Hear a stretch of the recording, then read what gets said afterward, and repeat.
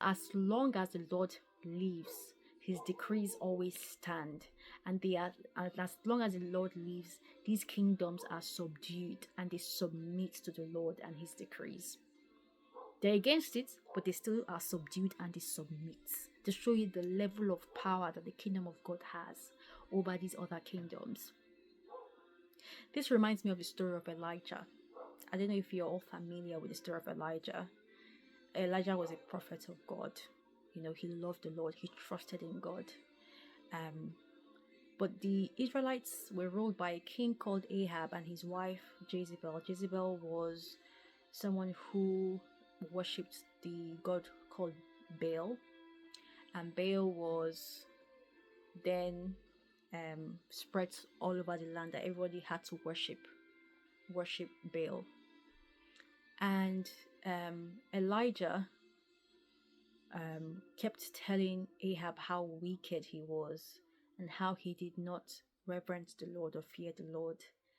Jezebel didn't like the way Elijah was speaking to her husband as the queen of the land.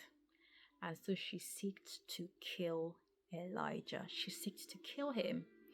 And so, in fear of his life, Elijah ran. He ran to go hide. And the Lord told him where to go stay. So he went there to stay.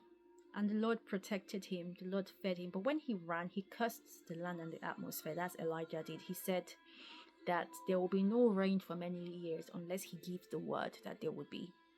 And so for the number of years, the length of years that he was away from the land where he ran from, there was no rain. And so there was famine in the land and people suffered. People suffered because there was barely any food to eat. But the Lord made sure that Elijah was well fed. He was well fed. The Lord provided for his needs. And that's what trusting the Lord means. That when there is chaos, when there is famine in the land, when there's poverty everywhere, that you trust in God that he's going to be your provider. He'll be the one to find a source of food for you and your family and your people. He will provide your needs. He will provide your needs. That's what trusting is. And he trusted and the Lord delivered.